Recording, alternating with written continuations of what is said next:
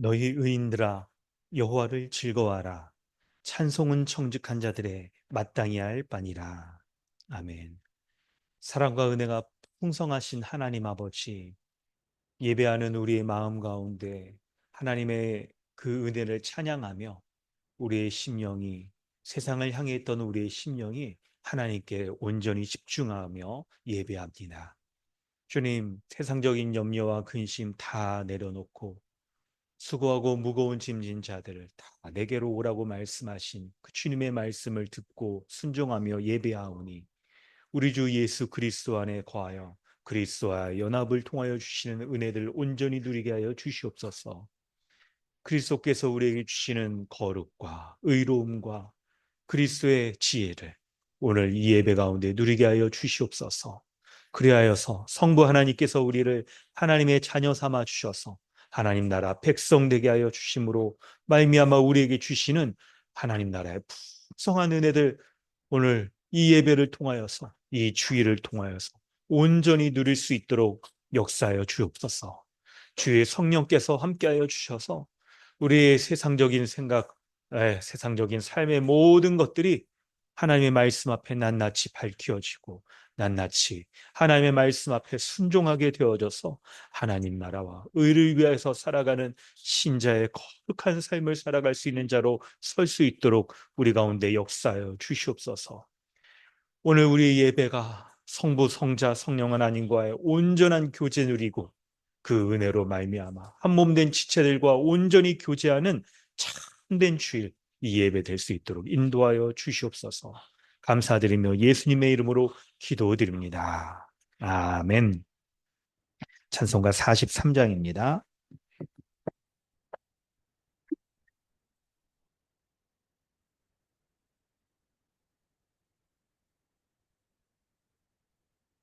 즐겁게 안식한 안주나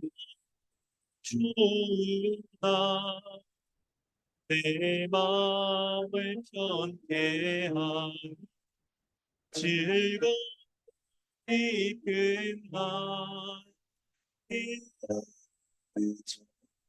마음이 아버지 앞에서 참되신 삼위일체 다 찬송 부르네. 이날의 하늘에서 새 양식 내리네. 성배로 모이다 종소리 울리네. 고백치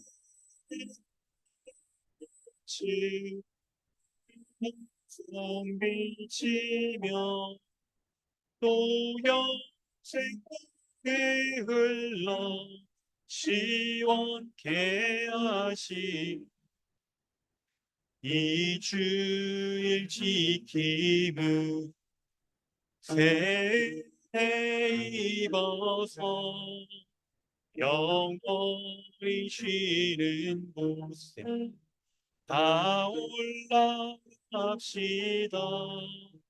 성부를 찬배하고 성자와 또 성령 참되신 삼위일체 다 찬송 그르세. 아멘. 주보를 참고하셔서 사도신경으로 신앙을 고백하고 주기도문으로 기도하겠습니다. 나는 전능하신 아버지 하나님 천지의 창조주를 믿습니다. 나는 그의 유일하신 아들 우리 주 예수 그리스도를 믿습니다. 그는 성령으로 잉태되어 동정녀 마리아에게서 나시고 본디오 빌라도에게 고난을 받아 십자가에 못 박혀 죽으시고 장사된 지 사흘 만에 죽은 자 가운데서 다시 살아나셨으며 하늘에 오르셔 전능하신 아버지 하나님 우편에 앉아 계시다가 거기로부터 살아있는 자와 죽은 자를 심판하러 오십니다. 나는 성령을 믿으며 거룩한 공교회와 성도의 교제와 죄를 용서받는 것과 몸의 부활과 영생을 믿습니다. 아멘. 하늘에 계신 우리 아버지여, 이름이 거룩히 여김을 받으시오며, 나라가 임하시오며, 뜻이 하늘에서 이루어진 것 같이 땅에서도 이루어지이다. 오늘 우리에게 일용할 양식을 주시옵고, 우리가 우리에게 죄진 자를 사여 준 것 같이 우리 죄를 사여 주시옵고, 우리를 시험에 들게 하지 마시옵고, 다만 악에서 구하시옵소서. 나라와 권세와 영광이 아버지께 영원히 싸움나이다. 아멘. 하이데베르그 교리 문답은 120, 121, 122 문답입니다.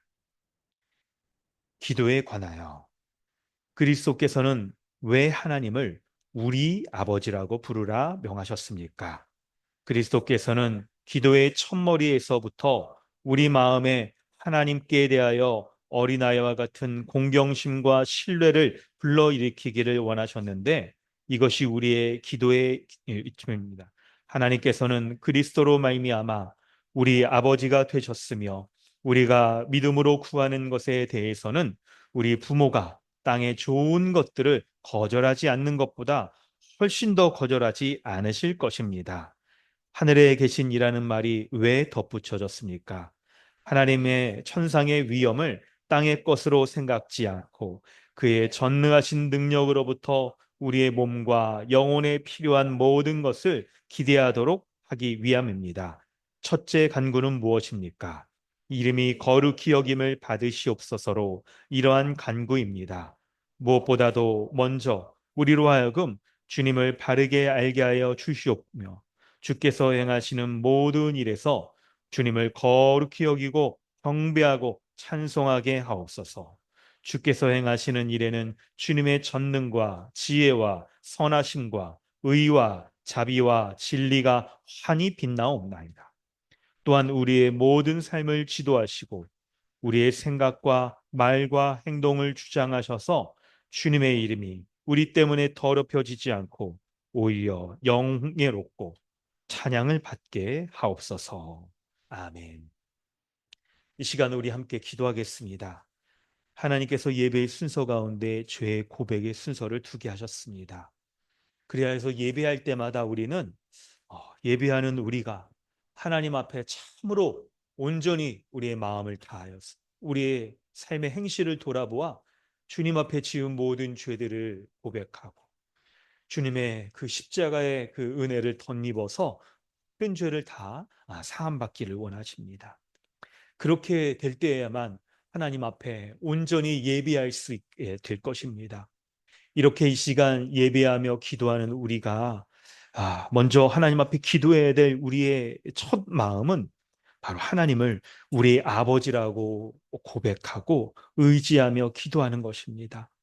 어린아이가 부모를 온전히 의지하고 부모로부터 주어지는 모든 것들을 통하여서 살아가는 것처럼 우리 이 시간 기도할 때 우리가 하나님의 자녀이며 하나님이 우리의 아버지가 되어 주셔서 우리가 기도할 때 아버지 하나님이라고 부를 때마다 우리의 기도를 가장 기쁘게 여겨 주셔서 탕자의 비유 가운데 아버지가 잃어버린 아들을 이렇게 기다리고 있다가 그 아들이 부르며 나타날 때 맨발로 그 아들을 이렇게 뛰어가며 그 아들을 맞이하고 하늘의 유업과 상급들을 또 그에게 이렇게 허락하는 것들을 보면서 우리도 주님을 의지하고 의존하고 그렇게 기도해야 될 것입니다.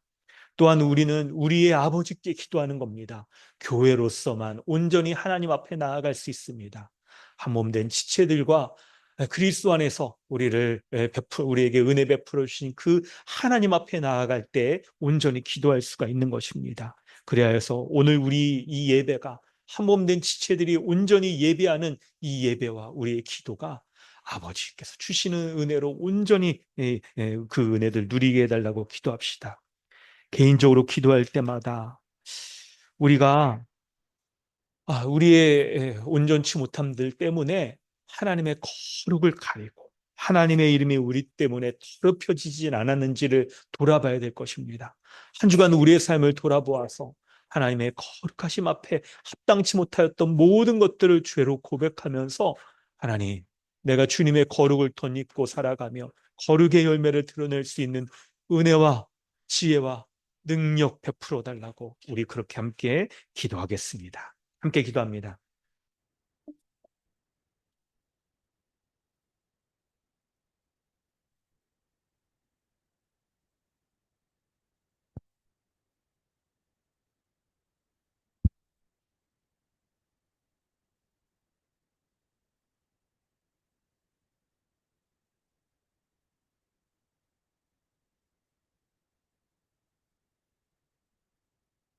하나님, 나의 아버지 되신 하나님, 나는 주님의 자녀인 것을 고백합니다. 주님이 인도하여 주시고 역사하여 주셔서 내 심령 가운데 하나님을 가장 좋은 것을 베풀어 주시는 아버지인 것을 믿고 내가 살아가고 있는지를 돌아봅니다.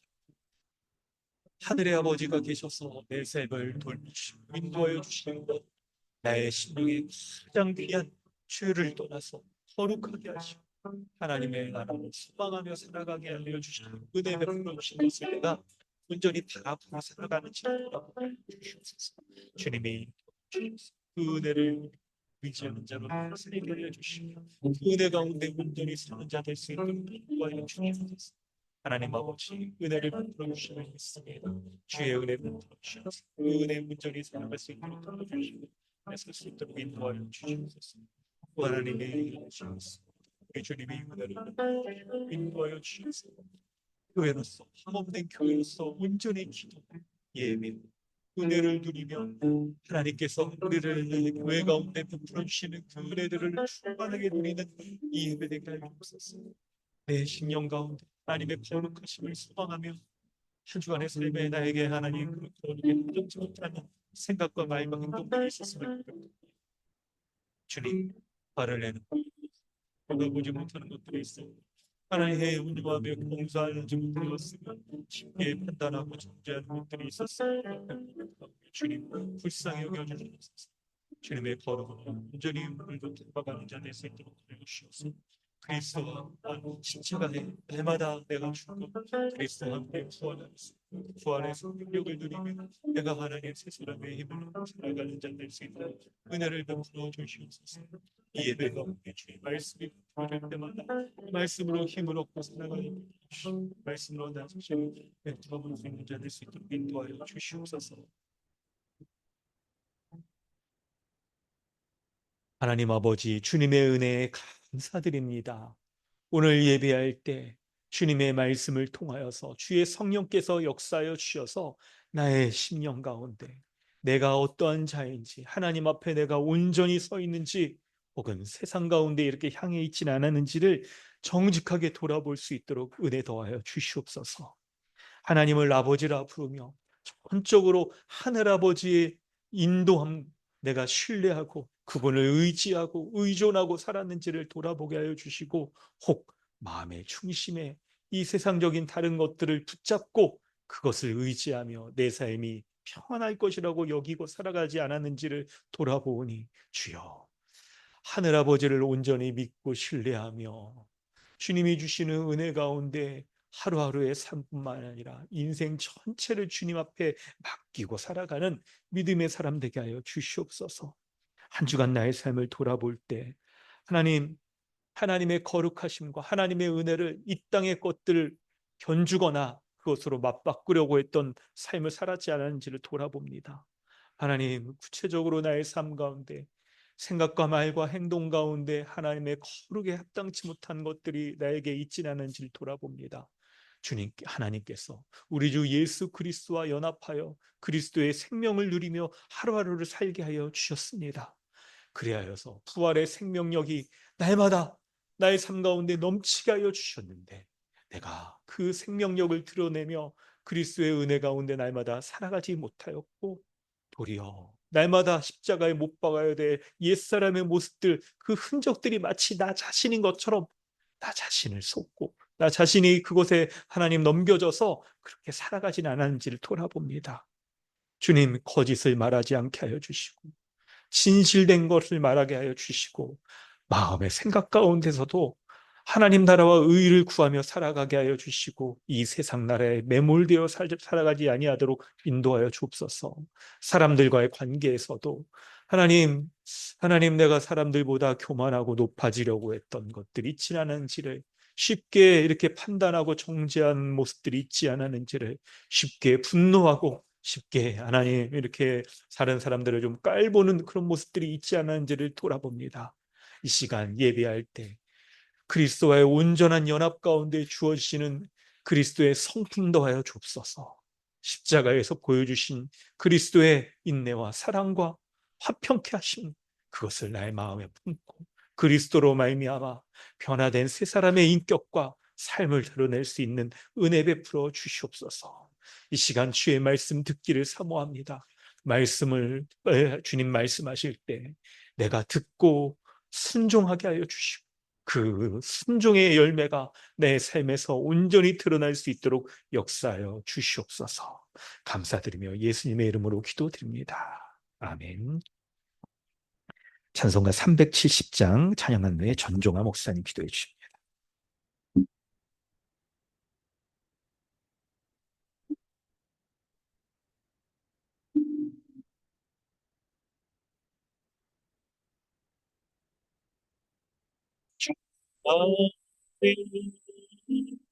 나에게 난 근심이 있으나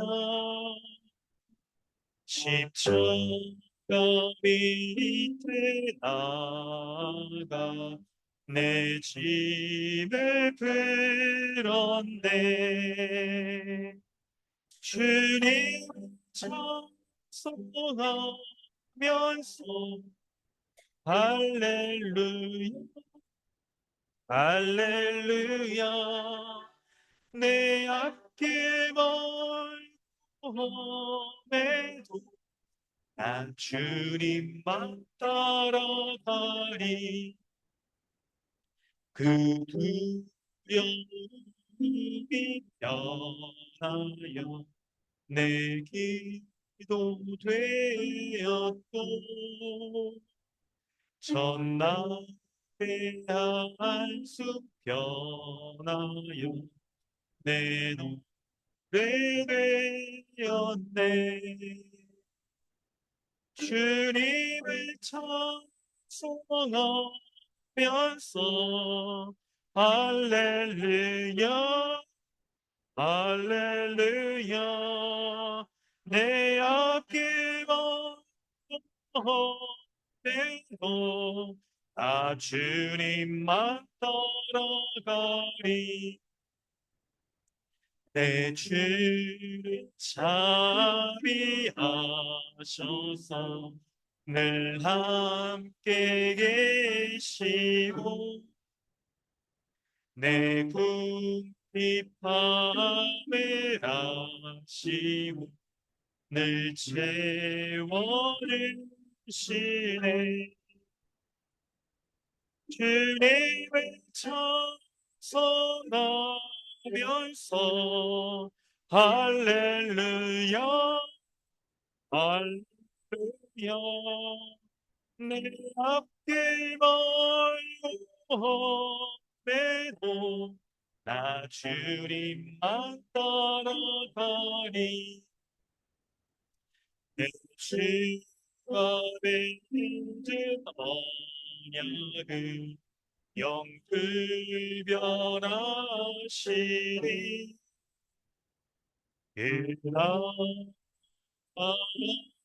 그날까지는 늘 보호하시네.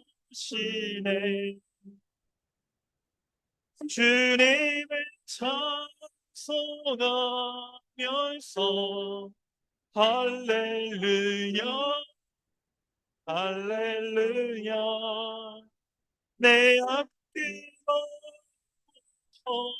험에도 주님만 따라가리.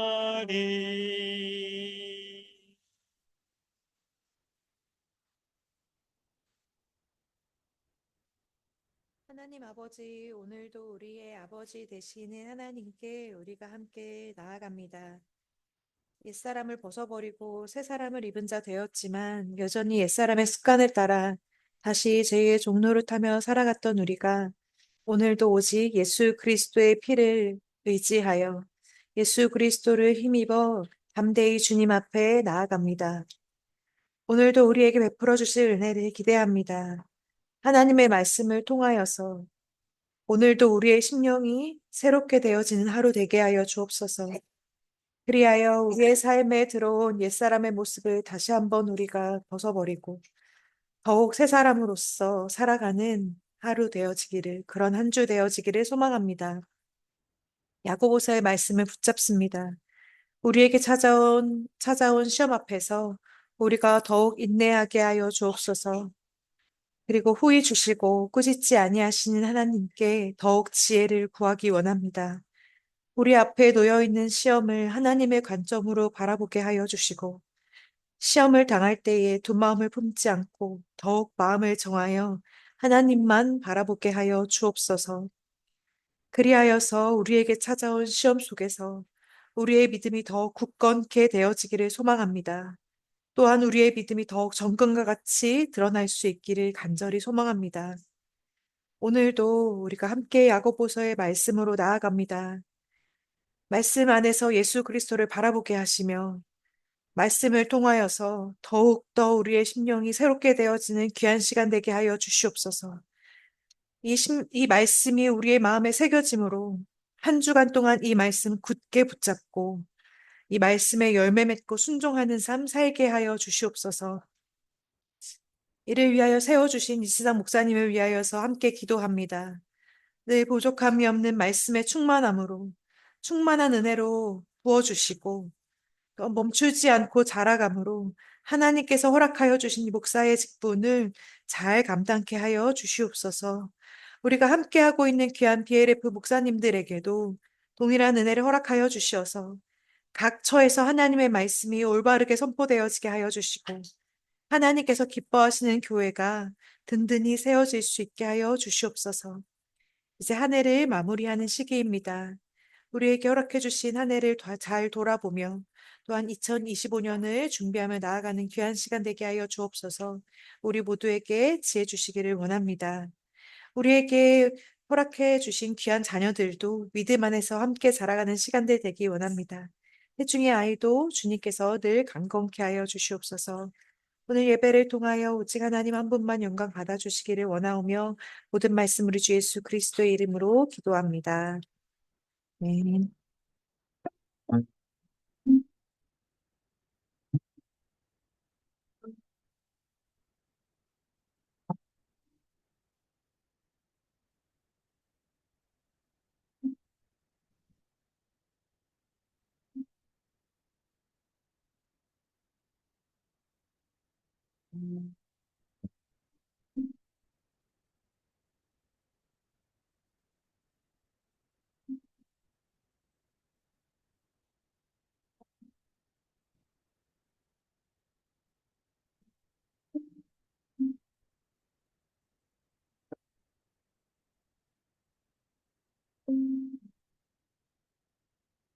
하나님께서 오늘 우리에게 주시는 은혜의 말씀은 야고보서 1장 9절로 11절까지 본문입니다. 야고보서 1장 9절부터 11절까지.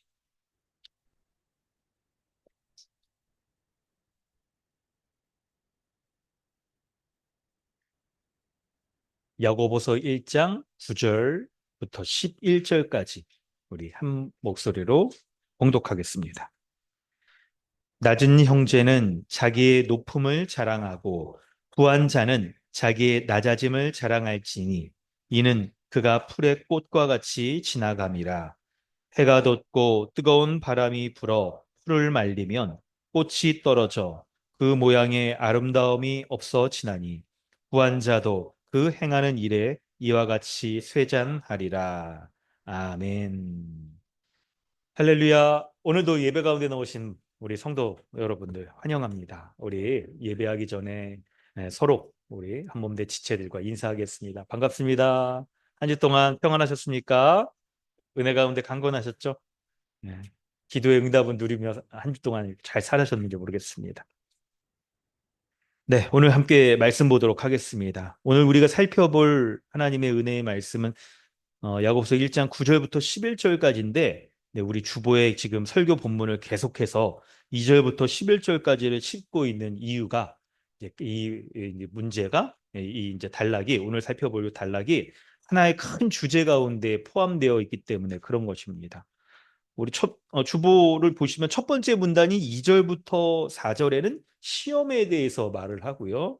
두 번째 문단인 5절부터 8절은 지혜에 대해서 얘기를 하고, 그리고 오늘 살펴볼 세 번째 문단 9절부터 11절은 부에 대해서, 돈에 대해서 얘기를 하는 거예요. 그래서 오늘 우리가 이제 가장 본격적으로는 돈에 대해서 얘기를 하겠지만, 부에 대해서 얘기를 하겠지만, 이걸 전체 흐름 가운데서 본다면 돈이 우리에게 시험거리가 되어진다는 거죠.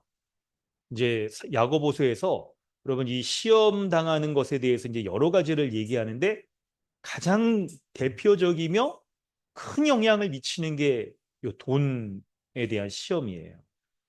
그럴 때 우리가 어떻게 해야 되느냐?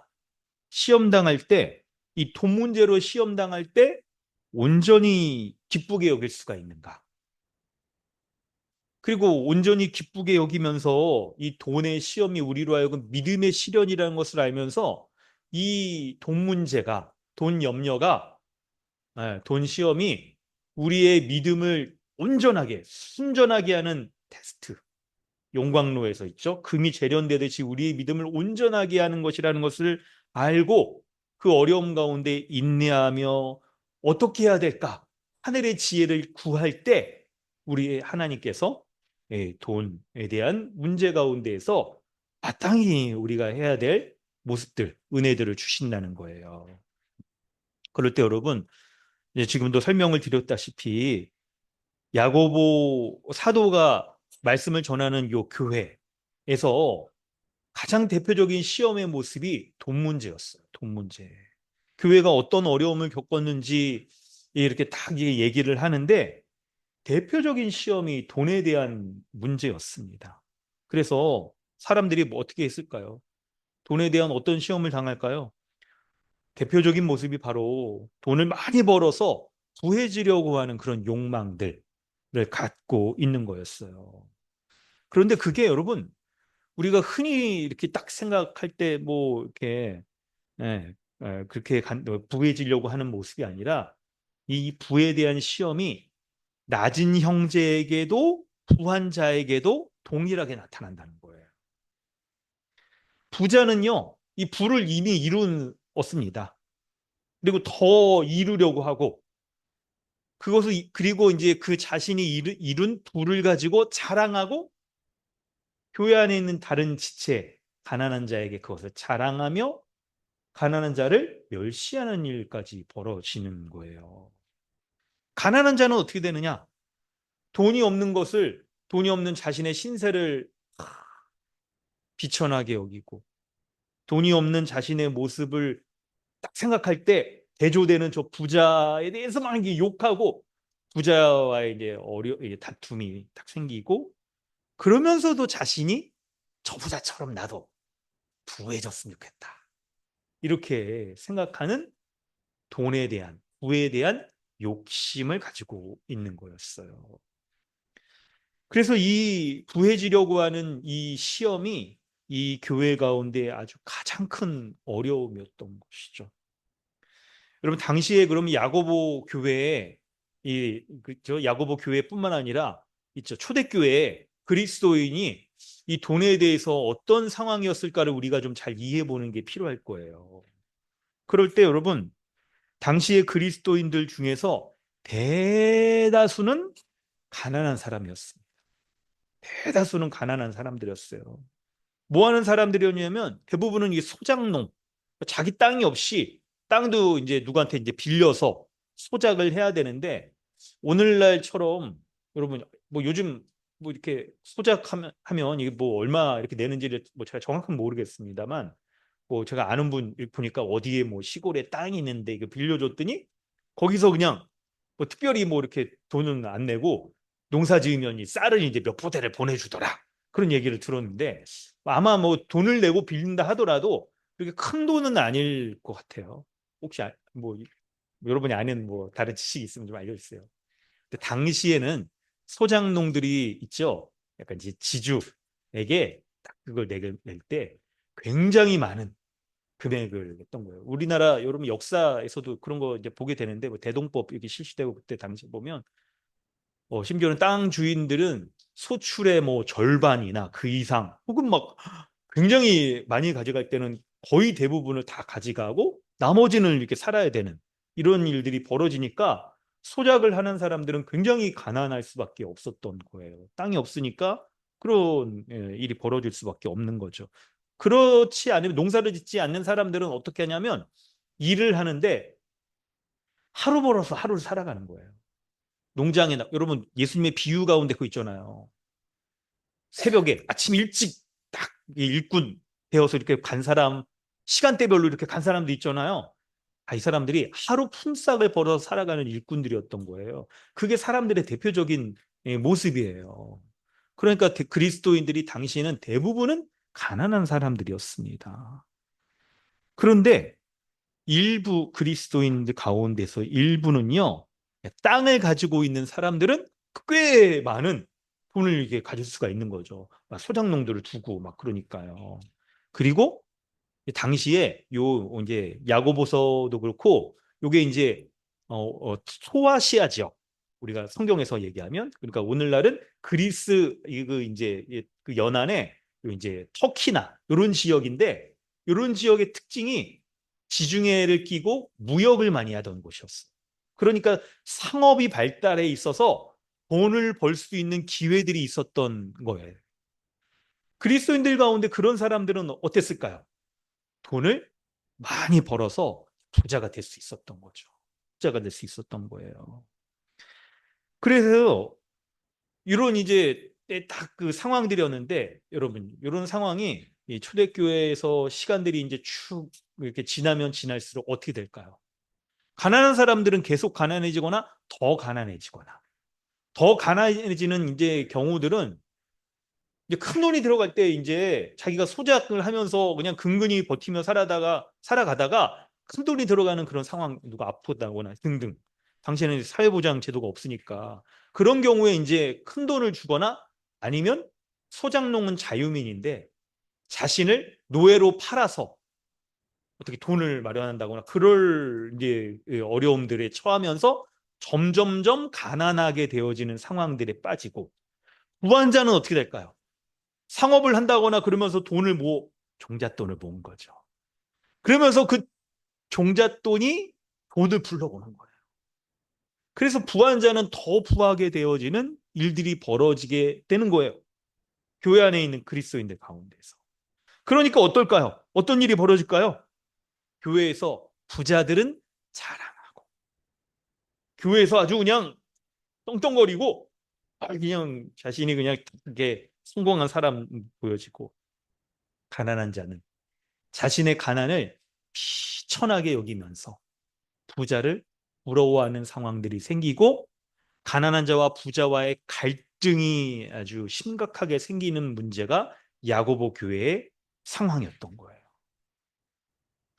그런데 여러분, 이제 그런 상황에서 오늘 본문에 이제 딱 권면을 해야 되는데 이 권면을 구체적으로 하기에 앞서서 우리가 딱 이제 교회적으로 본문을 딱 이렇게 해석을 해볼 때 우리가 이제 뭐를 봐야 되냐면 우리가 지금 이제 금요 모임에서 교회다운 교회를 딱 생각 보면서 정말 교회가 교회다운 부에 대해서 돈에 대해서 교회가 교회다운 모습은 뭐냐 이런 생각을 딱 해보면 과연 야고보 교회 가운데 나타나는 이런 모습 가난한 자 부한 자가 더 가난해지고 더 부해지고 그리고 가난한 자와 부한 자의 갈등이 생겨나는 이런 모습이 이게 교회로서 괜찮은 모습인가 이런 생각을 해봐야 되는 거예요. 여러분 과연 이런 모습이 교회다운 교회의 모습일까요? 아닙니다. 세상의 모습인 거죠. 세상의 모습. 원래 교회는 이런 모습이 아니었어요. 원래 초대교회는 이런 모습이 아니었던 거예요. 오늘 참고 본문에 실지 못했지만 제가 한번 읽어볼게요. 여러분, 우리 복음의 기초 배우면서 잘 아시는 말씀이에요. 사도행전 4장 32절, 35절에 보면 믿은 무리가 한 마음과 한 뜻이 되어 모든 물건을 서로 통용하고 자기 재물을 조금이라도 자기 것이라 하는 이가 하나도 없더라. 사도들이 큰 권능으로 주 예수의 부활을 증언하니 무리가 큰 은혜를 받아 그 중에 가난한 사람이 없으니 이는 밭과 집 있는 자는 팔아 그 판 것의 값을 가져다가 사도들의 발 앞에 두매 그들이 각 사람의 필요를 따라 나눠줍니다. 사도행전 4장 32절로 35절 말씀인데요. 핵심은 뭐냐면, 우리 중고등부 우리 학생들 기억나나요? 초대교회의 모습 가운데 초대교회는 이 두 가지가 없었대요. 생각나세요, 혹시? 방금 목사님 읽으면서도 이 강조점, 반복의 강조점이잖아요. 혹시 생각이 안 나세요? 첫 번째는 자기 재물을 조금도 자기 것이라 하는 이가 하나도 없더라. 32절에. 34절에는요, 뭐냐면 그 중에 가난한 사람이 없으니. 초대교회에 없었던 것은요, 자기 재물을 자기 것이라고, 조금도 자기 것이라고 하는 사람이 없었고, 그로 인해서 가난한 사람이 없었다는 거예요. 초대교회, 그 중에 가난한 자가 없었다는 거예요. 여러분, 이게 교회의 모습이었던 거예요. 예수 십자가 부활의 복음을 베드로가 딱 전하자 믿는 자들이 회개하고 예수 그리스도가 하나님이 보내신 구원자이시구나. 그분이 우리에게 하나님 나라 이것을 주셨구나. 예수 그리스도를 믿음으로 우리가 하나님 나라에 지금 들어가서 이 세상에서는 도저히 구현될 것이라고 찾아볼 것이라고 여길 수 없었던 종말의 이마에 그 하나님의 나라가 교회 가운데 지금 드러나 있구나 하는 것들을 보게 된 거예요. 그러면서 이 교회가 얼마나 영광스러운, 도무지 이 세상의 나라, 세상의 민족, 집단, 그리고 정치 체제나 사회 집단이나 가운데서 찾아볼 수 없었던 가난한 것을 해결할 수 있었던 그 집단이 바로 뭐였냐면 바로 교회였다는 거예요. 자본주의 세상에서 여러분 교회를 더 잘 살아보고자 사람들의 지혜로, 인류의 지혜로 가장 모두가 잘 살 것이라고 기대한 게 자본주의인 거잖아요. 공산주의를 꿈꿨던 사람들도 있지만 공산주의는 경제적으로 굉장히 어려움에 지금 처해 있는 거고, 자본주의가 사람들의 복지를 해결해 줄 수 있을 거라고 여겼는데 그렇지가 않은 거죠. 어떻습니까? 부자들은 잘 살아요. 근데 가난한 자들이 살기가 힘든 세상인 거죠. 그런데 그것을, 가난의 문제를 해결해 줄 수 있었던 집단이 바로 뭐예요? 교회였다는 거예요. 교회. 그러니까 복음을 믿는, 십자가의 복음을 믿는 사람들이, 교회가 이렇게 인류의 최대의 문제인 먹고 사는 문제, 가난의 문제, 사람들이 자기 것을 자기 것이라고 주장하지 않고 자기 재물을 소유하지 않고 탐욕을 갖지 않고 내어놓을 수 있는 이 교회가 얼마나 이 세상의 다른 집단들과는 구별되는가. 교회가 십자가의 복음을 품고 있을 때 이렇게 영광스럽구나 하는 것들을 보게 된 거예요. 이걸 보게 된 거예요. 그런데 지금 야고보 교회는 어떤 모습이라고요? 부한 사람은요, 자신의 부자 된 것을 막 자랑하고, 가난한 사람들은 자신의 가난한 것을 비천하며 여기면서, 심지어는 나중에 뒤에 이제 본문을 더 살펴보면요, 가난한 사람은요, 부한 사람을 부러워하는 것뿐만 아니라 자기보다 더 가난한 사람을 멸시를 해요. 이런 문제도 벌어지는 거예요. 그러니 이런 모습이 교회에 나타나니까 어떻습니까? 초대교회의 그 영광스러운 교회의 모습, 그 모습을 봤는데, 그 모습을 보면서 세상에 믿지 않는 사람들도 교회의 영광을, 교회에 드러난 주님의 영광을 드러내면서 어찌 된 것이냐 하면서 이렇게 감탄했다고 그러잖아요. 그런데 그런 교회에 이런 모습이 나타나니까 어떻겠습니까? 어떻겠습니까? 세상과 전혀 다른 모습이 나타나는 게 교회인데, 와, 교회가 이렇게 됐구나. 예수 그리스도의 십자가로 말미암아 그분의 피값을 주고 산 게 교회인데 피값이 여러분 이제 다 희미해진 거예요. 교회는 하나님의 나라가 장차 임할 하나님 나라가 이미 임하여서 이 땅에서 하나님 나라를 이미 누리고 천국의 복을 누리고 살아가는 게 교회인데 어떻게 교회가 이렇게 쉽게 변할 수가 있는가? 이미 임한 천국의 모습 이것은 사라져버리고 세상의 모습이 그대로 드러나는 거예요. 세상의 모습이. 그래서 우리가 야고보서를 계속 읽어보면 여러분 읽어보셨는지 권면을 몇 번 드렸는데 4장 16절에 보면 13절에 들으라 너희 중에 말하기를 오늘이나 내일이나 우리가 어떤 도시에 가서 거기서 1년을 머물며 장사하며 이익을 보리라 하는 자들아 들으라. 사람들이 다 부자가 되고 싶어 하는 거예요. 4장 13절에. 사람들이 온통 장사하여 이익을 보는 것에 딱 혈안이 되어 있는 거예요. 그런데 16절에 이제도 너희가 흔한 자랑을 하니 그러한 자랑은 다 악한 것이다라고 말씀해요. 우리가 다 부한자들이 되어서 나도 좀 이렇게 떵떵거리며 이렇게 좀 사람들에게 자랑하고 내 인생이 삶이 이렇게 쫙 펴 있는 거 이런 모습에 대해서 자랑하리라 하는 그 자랑을 하나님은 뭐라고 말씀하십니까? 헛한 자랑이라고 악한 것이다라고 그렇게 말씀하고 있는 거예요. 부해지려는 그런 욕심 이런 것들이 교회로 하여금 이제 가장 거룩하고 종말에 완성될 하나님 나라의 온전함을 가지고 있는 교회가 이제 악한 모습을 갖게 된 거예요. 그러니 여러분 이 모습을 보면서 우리가 어떤 마음을 가져야겠습니까? 어떤 마음을 가져야겠어요? 사람들의 교회 생활이 이제 악한 것으로 가득 차게 되니까 어때요? 서로가 서로를 대할 때에도 악한 마음을 품은 자들, 온통 구하려고 하는 자들이 성도의 교제를 하니까 그 가운데 선한 것이 나오겠어요? 악한 것이 나오죠.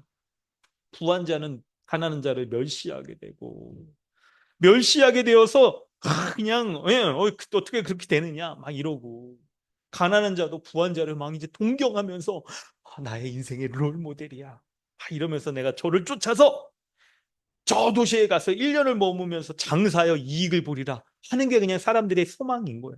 그렇게 되니. 그러니까 교회적 삶이 제대로 사라질 수 있겠습니까? 이게 어려워지는 거죠. 그러니 여러분 아무리 예배드리며 말씀의 은혜를 받고 이렇게 하고 말씀 들을 때 기뻐하더라도 어떻게 되는 거예요? 부자가 되려고 하는 이 욕심 이게 그냥 교회에 딱 들어오니까 교회 생활이 이제 막 망가지기 시작하는 거예요. 교회 생활의 기쁨이 싹 사라지는 거예요. 하나님 말씀 듣고 기뻐하다가도 부자를 딱 보는 순간 나는 인생이 그냥 비천한 자구나 이렇게 딱 하게 되는 거예요. 이렇게 딱 하게 되는 거예요. 근데 어떻게 했어야 돼요? 원래 교회가 야고보서 5장 4절 부에 대한 본문들을 쭉 이렇게 가보면 5장 4절 보라 너희 밭에서 추수한 품꾼에게 주지 아니한 삭시 소리를 지르며 그 추수한 자의 우는 소리가 만군의 주의 귀에 들렸느니라 라고 말씀하고 있어요. 교회 내 부한 자들이 가난한 자들에게 있죠 주지 아니한 삭 이런 거 나눠줬어야 되는 거예요. 그래야 해서 가난한 자들에게 조금도 자신의 것을 자신의 것이라고 주장하지 않고 그 마땅한 삭을 줘서 조금도 가난한 자가 없어야 되는 게 이 교회 모습이었던 거예요. 이게. 그럴 때 여러분 잘 들으세요. 이게 놀랍게도 우리가 교회 안에 이런 일이 있을 때 부해지려고 하는 그 욕심, 부자가 되려고 하는 욕심으로부터 벗어날 수 있게 되는데 근데 이 욕심에서 벗어나는 게 여러분 오늘 본문이 두 부류에 대해서 말하잖아요. 가난한 형제, 부한 자 동시에 이걸 말하잖아요. 두 부류의 사람 모두가 부해지려고 하는 욕심으로부터 벗어날 수 있다는 거예요. 먼저는 부자는 어떻습니까? 부한 자는요, 자신이 재물을 가난한 형제를 위해서 나눠주는 것으로서 더 구해지려고 하는 탐욕으로부터 벗어날 수 있어요. 더 구해지려고 하는 탐욕으로부터. 그런데 교회 내에 이런 일이 없게 되자 탐욕으로부터 벗어날 수 있는 기쁨을 잃어버리고 온통 탐욕에 사로잡혀서 예, 지체는 보이지 아니하고 온통 자신이 부해지려고 하는 모습만 보여지게 되는 거예요. 가난한 자는 어떻습니까? 가난한 자는 가난에서 벗어날 그 기쁨을 잃어버리게 되는 거죠. 그러니까 교회 생활 가운데 있죠. 교회 생활 가운데 지체가 기쁨을 누릴 뿐만 아니라 자신도 탐욕에서 벗어날 수 있는 그 기쁨을 누릴 수 있는 교회 생활의 기쁨을 잃어버리게 되는 거예요. 부에 대한 문제가 교회에 아주 심각하게 들어오자 세상과 똑같은 부해지려고 하는 욕망을 갖게 되고 그 부를 통해서 자신이 더 많은 부를 가지며 다른 사람들보다 높아지려고 하는 교만이 싹트게 되고 그리고 온통 이 교만함이 교회 안에 자리 잡게 되자 사람들 간에 서로가 서로를 이제 형제로서 대하는 것보다 서열을 나누고 부러워하게 되고 멸시하게 되는 이런 모습들이 교회 생활의 기쁨을 망쳐버리게 되는 거예요. 망쳐버리게 되는 거예요. 교회적 삶을 살아갈 때의 그 기쁨, 그 은혜의 누림, 이 모든 것들이 구해지려고 하는 이 욕망을 우리가 제대로 해결하지 못하게 되자 망쳐버리게 되는 일이 벌어지는 거예요. 여러분, 이게 과연 야고보 교회 안에서의 만의 문제일까요? 오늘날 교회의 모습이 이와 같을 수 있다는 것을 여러분 볼 수 있어야 돼요. 여러분, 이게 교회에 대해서 오늘날 현대교회에 대해서 고민하고 걱정하고 대안을 내놓는 그런 분들 이렇게 딱 이렇게 찾아보니까 교회다운 교회 이런 책을 우리가 보는 것도 그런 거죠. 교회 안의 부의 모습이 어떻게 해결되어야 되는가? 어떤 모습이 교회 안에 들어와 있는가? 어떻게 해결되어야 되는가? 이 말씀들이 딱 있는데 그런 것들을 저도 보면서 오늘 본문을 딱 보니까 교회 안에 원래 세상에서의 이 부에 대한 모습이 나타나는 것들은 여러분 이거 당연한 거죠. 세상은 원래 그런 겁니다. 그런데 이런 세상에서의 모습이 교회 안에 은근히 들어와 있고 때로는 아주 뚜렷이 들어와 있어서 교회가 은근히 좀먹어가기도 하면서 하향 평준화 되어지고 때로는 부에 대한 문제가 아주 갈등의 요소로 딱 드러나서 교회가 아주 그냥 어려워진 한순간에 어려워진 일들이 나타나고 있는 것을 봐야 되는 거예요.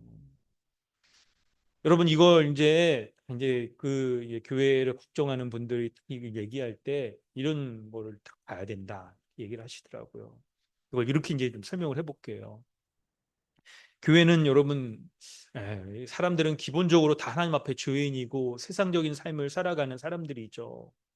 그런데 예수 그리스도의 십자가의 복음을 믿을 때 우리가 어떻게 합니까? 세례를 받잖아요. 세례 받는다는 건 뭐예요?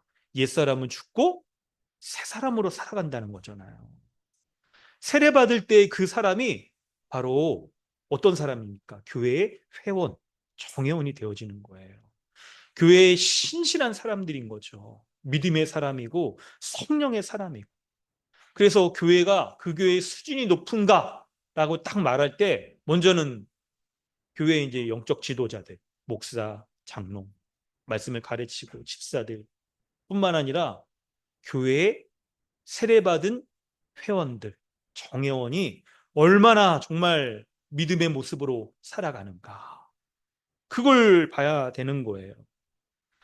그런데 정말 세례받은 이 회원의 모습이 있죠. 회심하지 않은 사람들의 모습과 똑같다고 한다면 교회가 굉장히 이제 암울한 거예요. 뭐 오늘날 이 교회의 모습 수준을 딱 점검해 볼 때 그 기준점을 잡는 것 중에 아주 대표적인 것들이 하나가 세례받은 성도들이 정말 주를 위해서 교회를 위해서 헌신하며 그렇게 사는가? 이걸 가지고 보는 거예요. 이걸 가지고. 그럴 때 만약에 세례받은 이 사람들이 자기를 위해서만 살아간다. 하나님 나라와 의를 위해서 살아가는 그런 모습은 별로 없고 자기를 위해서만 살아가고 그저 돈을 많이 버는 것에 그냥 혈안이 되어 있고 그리고 벌은 돈도 자기를 위해서만 소비하고 자기 자녀와 가족을 위해서만 소비하고 이렇게 살아간다고 하는데 몰입되어 있다고 한다면 이게 정말 괜찮은 건가? 이런 모습을 진단을 해봐야 되는 것이죠. 그런데 여러분 그런 모습, 방금 얘기한 이런 모습은 세상의 모습인 거예요. 세상의 모습. 세상은 원래 그런 것이죠. 죄인된 사람의 특징이 뭡니까? 자기 중심적인 삶을 사는 거예요. 자기 중심적인 삶을. 그 자기 중심적인 삶의 대표적인 모습이 자기를 위해서 자신의 삶을 증진시키기 위해서 돈 벌고 돈을 소비하고 하는 것에 몰입이 되어 있는 것이죠. 그래서 세상의 사람은요, 이 세상은 그렇게 살아가도 전혀 이상하지가 않은 거예요. 오히려 그렇게 살아가지 않는 사람을 이상하게 여겨요. 바보라고 여기는 거죠. 그런데 여러분, 교회가 그래서 되겠느냐? 교회는 이 세상의 삶에서 초월적인 삶을 살아가는 이미 임한 하나님 나라의 현시로 살아가는 거잖아요. 그럴 때 이런 세속적인 삶에서 벗어나서 초월적인 하나님 나라를 위해서 살아가는 삶을 잃어버렸다라고 말한다면 여러분 괜찮을까요? 그런데 놀랍게도 오늘 본문에 이 야고보서가 초대교회의 그 사도행전 2장, 4장에서 보여줬던 그 영광스러운 모습, 초월적인 이 돈 욕심에서 떠나서 초월적인 삶을 살아가는 이 모습에서 아주 급속도로 빨리 세속화되어졌어요. 어쩌면 그 초대교회의 영광스러운 모습을 맛봤으면서도 누리고 있었으면서도 어쩜 그렇게 빨리 쉽게 세속화되어졌을까요? 빠르게 변해야 될 모습이 있다면 정말 변해야 되는데 믿음으로 변해야 되고 주를 위해 살아가는 것에는 우리가 쉽게 빨리 변해야 되지만 어쩌자고 이런 세속적인 모습을 따라가는 것에 쉽게 빨리 이렇게 변할 수가 있었을까요? 교회의 교회다운 모습을 잃어버리고 초월적 공동체의 그 모습을 잃어버린 거예요.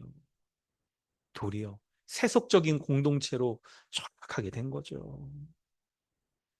그래서 이때 지혜가 필요한 거예요.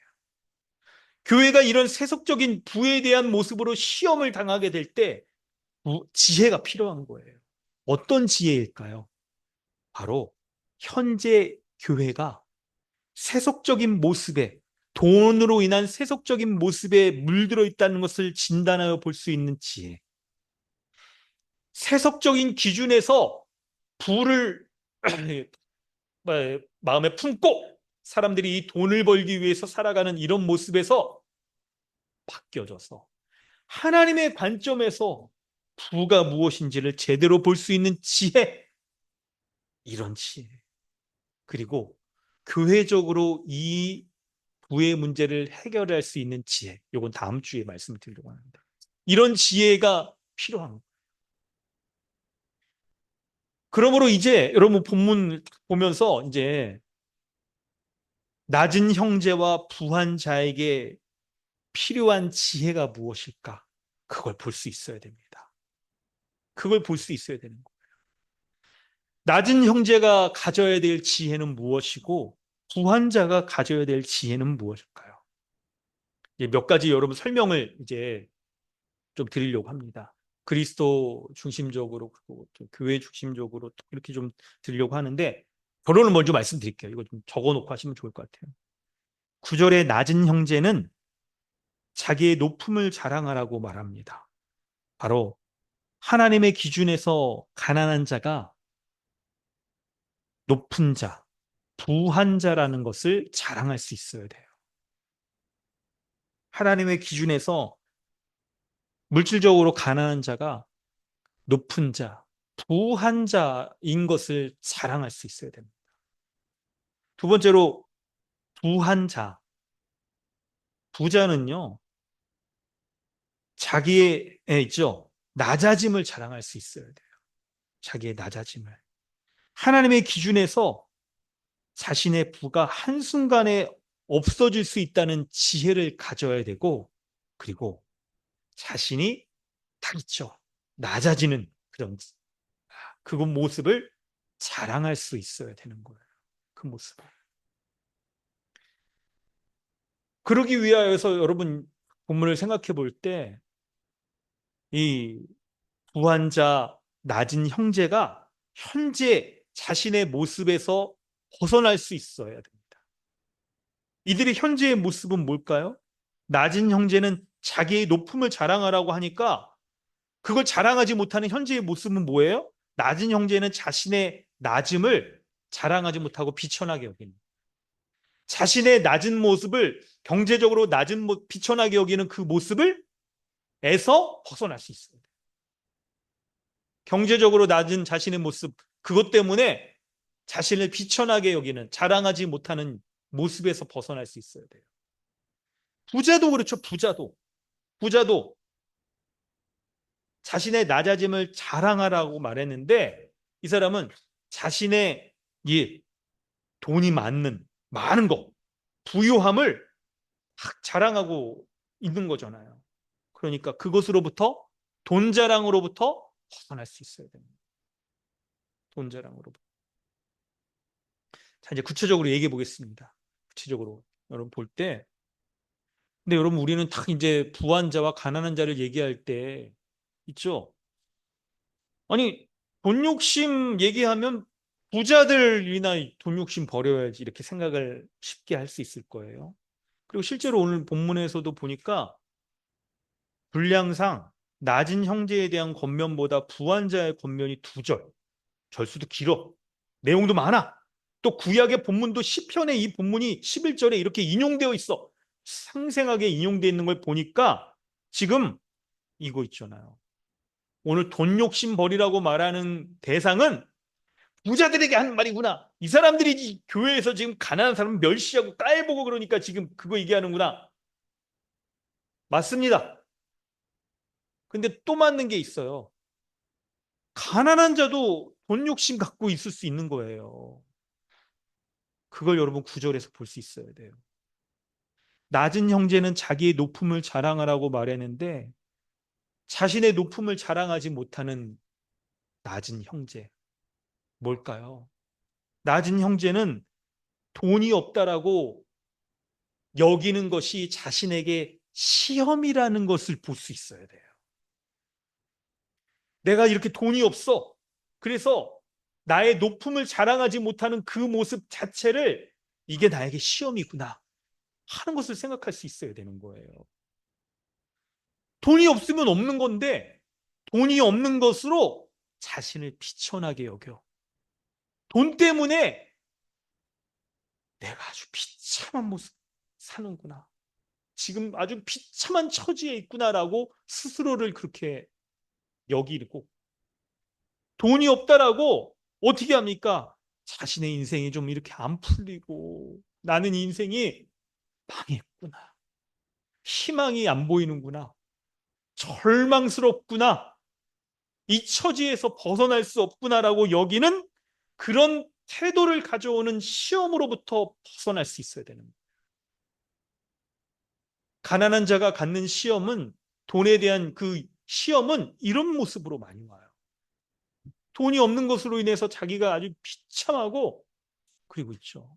인생이 아무런 소망도 보이지 않다라고 여기는 그 모습. 그게 가난한 돈 낮은 형제의 시험인 거예요. 그때 여러분 버려야 될 게 있습니다. 혹시 이렇게 가난에서 좀 이렇게 벗어나고자 하고자 돈 벌 수 있는 방법을 찾기 위해서 그냥 아주 그냥 유튜브를 헤매고 있는 현재의 모습에서 벗어날 수 있어야 돼요. 증권이나 부동산 이런 것들은 그냥 유튜브 그냥 100만 유튜버의 구독자가 되어서 유튜브를 날 열심히 청취하고 알람 딱 울리기만 하면 그거에 열심히 들어가서 막 이렇게 구독하며 보곤 이런 세속적인 이런 기준과 잣대에서 벗어날 수 있어야 됩니다. 그런 모습으로부터. 그래서 어떻게 해야 되느냐? 2장 5절. 2장 5절. 참고 본문 2장 5절 우리 한번 같이 읽어볼까요? 참고 본문 2장 5절을 한번 같이 읽습니다. 우리 한 목소리 읽도록 하겠습니다. 시작. 내 사랑하는 형제들아 들을지어다. 하나님이 세상에서 가난한 자를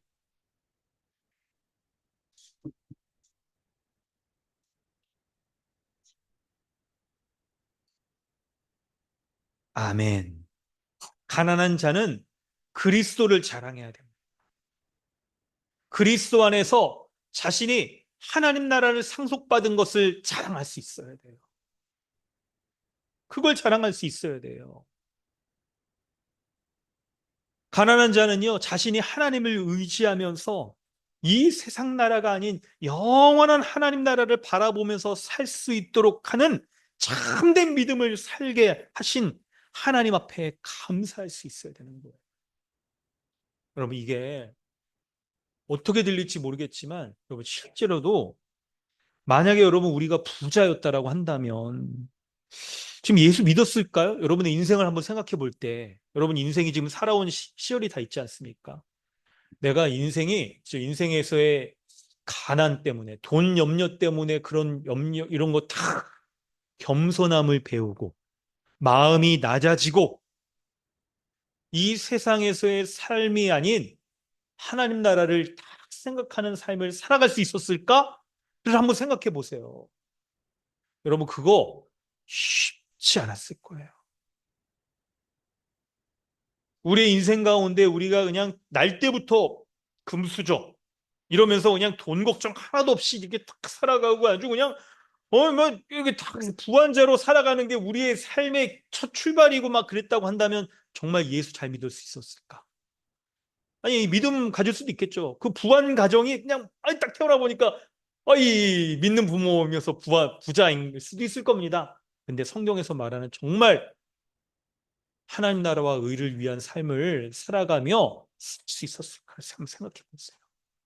오히려 돈 염려와 걱정을 주는 가난 때문에 우리가 겸손함을 배우고 이 세상이 아닌 하나님 나라를 소망하고 그리고 겸손함을 통하여서 내가 하나님을 의지하고 그분을 말씀에 순종하며 살아가는 자로 우리에게 살아갈 수 있도록 하신 주님의 지혜를 우리가 감사하며 자랑할 수가 있어야 되는 거예요. 부자가 천국에 들어가는 것이 약대, 낙타가 바늘귀에 들어가는 것보다 더 어렵다라고 말씀하시잖아요. 그 말씀을 가운데 우리가 이런 세상적인 지혜로서도 정말 부한 자로서 우리가 겸손히 이 십자가 복음을 마음으로 받을 수 있었을까 생각해 보셔야 되는 거예요. 부한 자는 어떻습니까? 부한 자는 자신의 그 부가 시험거리라는 것을 알아야 되는 거예요. 이 부가, 여러분, 부가 있으면 어떻게 됩니까? 먼저는 여러분, 두 가지로 지금 부를 누리고 있는 그 삶이, 근데 부한 자는 사실 여러분 생각해 보면 그 부가 부라고 생각 안 할 수도 있을 거예요. 그냥, 이게 그냥 날 때부터 이렇게 부자였어가지고 그냥 그렇게 사는 건데? 그냥 그렇습니다. 그럴 때 이 부자가 딱 이제 오늘 본문에 딱 말할 때 자신이 가지고 있는 그 부가 순간에 사라져 없어져 버릴 수 있다는 것을 생각할 때, 이 부를 쫓으며 이렇게 살면 안 되겠구나라고 여길 수 있어야 되는 건데, 근데 여러분 이런 거예요. 이 자는 어떻게 사냐면요. 현재, 네, 딱 있죠. 돈을 많이 벌 수 있는 지식을 많이 갖고 있어요. 그리고 돈을 많이 벌 수 있는 환경도 있어요. 하루 벌면서 하루 벌 수 있는 사람들은 이런 거 생각할 여력이 없습니다. 그냥 정말 눈앞에 닥친 거 이렇게 쫓으며 살아가죠. 근데 부환자는 여유가 있고 돈이 있어서 부환자가 과거에 야고보 교회 가운데서도 소장농을 두면서 많은 소장농을 두면서 더 많은 것들을 창출해낼 수 있었던 것처럼 오늘날의 부자도 비슷해요. 자신의 돈을 주면서 많은 사람들을 다 일들을 시키고 자신은 그 산물을 먹으면서 더 많은 것들을 생각해낼 수 있는 환경에 있는 거예요. 그러니까 돈이 돈을 벌 수 있는 환경 가운데 있기 때문에 있죠. 어떻게 될까요? 그런 환경에 있는 사람들이 어떻게 하면 더 부자가 될 수 있을까? 이거 쉽게 접할 수가 있는 거죠. 그런 고급 정보도. 그리고 예, 그렇게 그 정보를 알았을 때 실제로 움직일 수 있는 돈도 많이 가질 수가 있는 거예요. 그런데 그런 부해질 수 있는 현재의 모습이 자신이 있죠.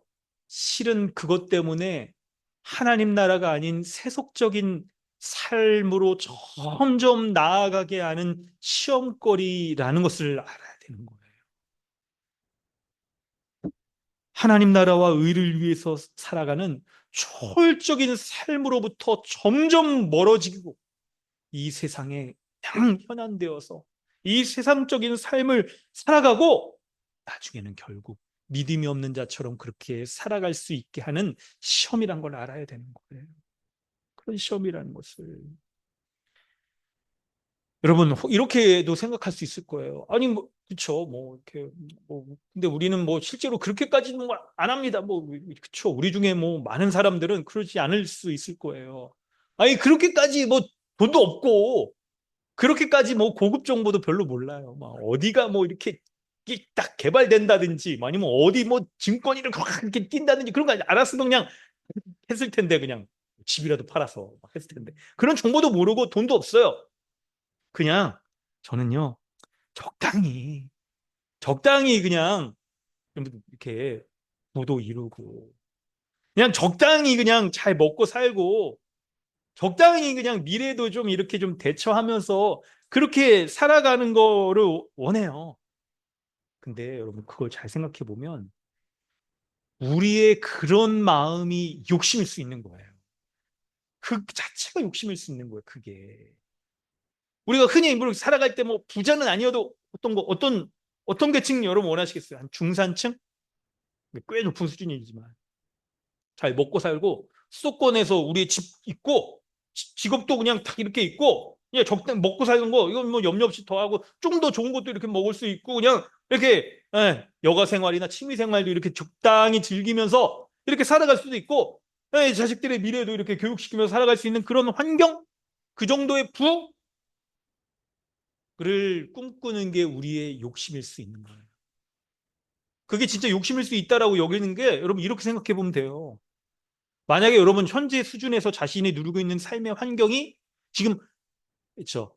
흔히 얘기하는 나락간다 하는 그런 일들이 벌어진다고 생각해 보세요. 그 환경이 완전히 무너진다라고 생각해 보세요.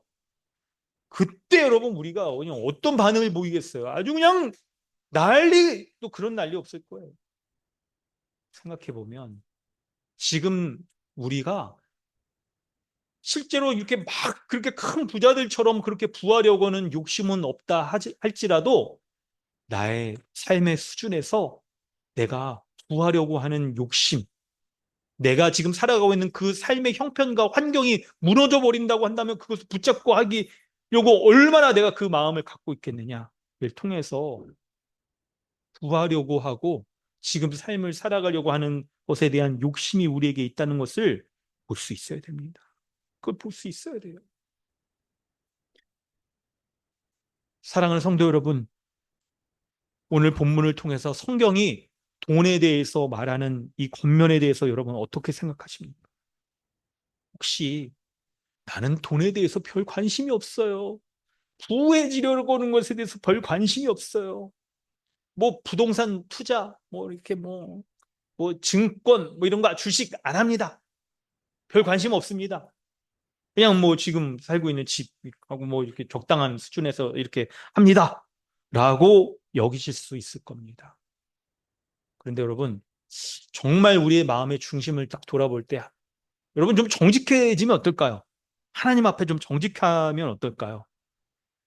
여러분, 그냥 아예 우리가 이 말씀을 받을 때 내가 부의 노예로, 돈의 노예로 살아가고 있습니다.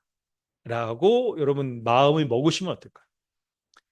실제로 우리가 그렇게 안 산다라고 그렇게 생각하실 수 있을 거예요. 근데 여러분, 우리의 마음에 있잖아요. 돈에 대한 욕심이 있는데 없다고 말한다거나, 있는데 그냥 없는 척 감춘다거나, 그렇게 하지 말고, 우리가 돈 욕심을 가지고 있는 돈의 노예로서 지금 살고 있습니다.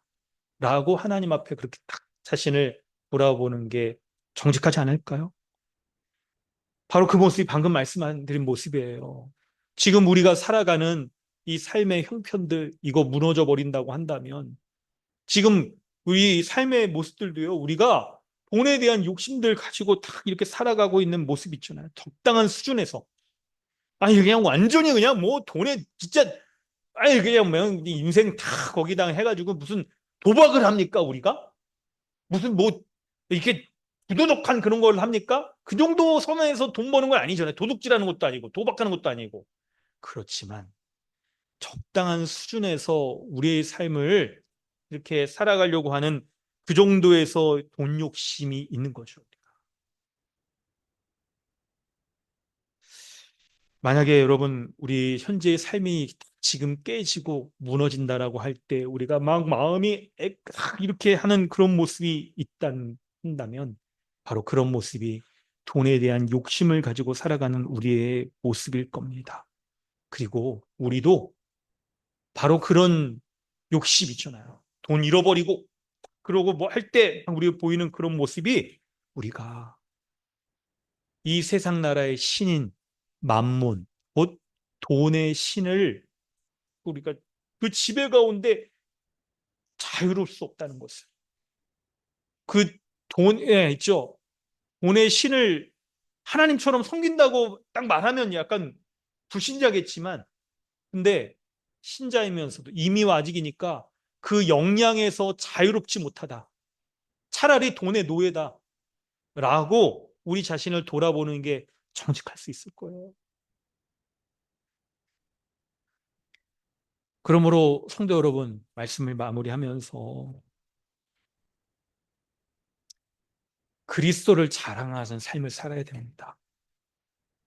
동욕심을 가지고 살아가려고 하는 모습 가운데 돈의 노예로 한순간 돌아보면 돈의 노예로 나는 다 이렇게 안 살려고 하는데 그런 유혹들이 나에게 딱 있다는 것을 볼 때 그리스도를 자랑하는 삶을 살아야 돼요.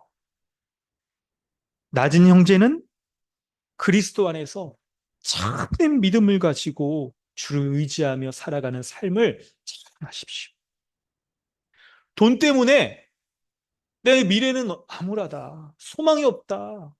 뭐 해야 될 거 못하고 뭐 이렇게 결혼도 못하고 직장도 더 좋은 직장 못 구하고 그냥 실패한 인생이라고 그렇게 여기는 돈의 시험에서 벗어나시고 도리어 돈은 없어도 믿음으로 살 때 주님이 돈을 채우시고 인도하시고 때로는 정말 하나님 나라와 의를 위해서 살려고 할 때 부어주시는 하나님의 부함을 경험하시고 그리스도 안에서 이 은혜를 자랑할 수 있어요. 부한 자는요 자신의 돈으로 시험에 빠지지 않도록 해야 됩니다. 도리어 자신이 자처하여서 자신의 부를 가난한 지체를 위해서 딱 나누어 주는 것으로서 돈의 시험 곧 탐욕으로 벗어나는 그 은혜를 자랑하죠. 그렇지 않고 돈에 있죠. 예, 돈을 잘 벌 수 있는 지식과 환경에 있어서 점점점 아니 나는 뭐 특별히 안 하는데 그냥 점점점 이렇게 돈이 많아져. 이렇게 할 때 점점 초월적인 세상으로부터 벗어나 있는 믿음의 세상에서 벗어나서 세속적인 삶에 빠져들어 있는 그런 모습을 보게 될 거예요. 슬피 울며 일을 가는 일이 벌어질 수도 있는 거죠. 결국 하나님이 아닌 만몬을 섬기는 그런 종으로 전락할 수 있다는 그 경고를 귀담아 들으셔야 돼요. 이 돈에 대한 하나님의 말씀을 들을 수 있는 지혜가 우리 지체들에게 있기를 주님의 말씀으로 권면합니다. 우리 기도하겠습니다. 여러분, 하나님 앞에 우리 정직하게 자신의 모습을 돌아보면서 내가 초대교회의 영광스러운 신자다운 삶의 모습을 잃어버리고 살아가진 않은지를 돌아볼 수 있길 바랍니다. 돈의 노예처럼 그렇게 전락해서 살아가고 있진 않은지, 있고 없고는 상대적일 수 있지만 여러분, 말씀을 돌아볼 때 자신이 돈 때문에 참 처지가 딱하다. 왜 나는 이런 부모 환경 가운데 태어났는가? 더 돈 많은 부모 가운데 태어나지 못하고 더 이렇게 좋은 기회 가운데 환경 가운데 태어나지 못했는가를 원망하고 있는 돈의 시험으로부터 벗어날 수 있어요. 돈만 있으면 우리 인생이 잘 풀릴 것 같다라고 여겨지는 모습, 세계관이 그 안에 자리 잡고 있는 거죠. 돈의 노예인 거죠. 하나님을 우리의 왕으로 여기고 있다고 한다면 돈이 우리의 인생을 좌우한다라고 여기지 않고 하나님이 우리를 인도하신다라고 믿고 신뢰하고 자신의 인생을 살아가는 것이 신자의 모습인 거죠. 없는 가운데서도 믿음으로 살아갈 때 채워주시는 그 은혜를 누리시길 바랍니다. 우리를 인도하셔서 하나님 나라와 의를 위해서 살아가려고 할 때 우리에게 넉넉히 채워주시는 그 하나님의 부유하신 하나님의 은혜를 자랑하시길 바랍니다. 혹은 부유자이십니까? 돈 때문에 시험에 빠지지 않도록 하시길 바랍니다. 더 나은 삶을 위해서 온통 마음을 쏟고 주식을 실시간으로 빨간 거, 파란 거 이거 확인하고 이렇게 해야 되는 그런 모습이 이렇게 우리가 그것에 온통 매여서 살아가는 모습. 우리 얼마나 시세가 올랐는가 그런 것에만 우리의 관심이 깊게 쏠려 있다면 우리 어떻게 마음에 두 가지를 다 품을 수 있을까요? 주를 위해서 살아가려고 하는 삶보다 세속적으로 점점 이 세속적인 세상을 향해서만 우리 마음이 쏠려 있을 겁니다. 그러니 애초에 그런 염려와 있죠. 그런 곳에 예, 있는 것 있다면 도리어 하나님 나라와 주를 위해서 지체를 위해서 나누고 돈 걱정하는 염려로부터 자유롭게 되는 기쁨을 자랑하시길 바랍니다.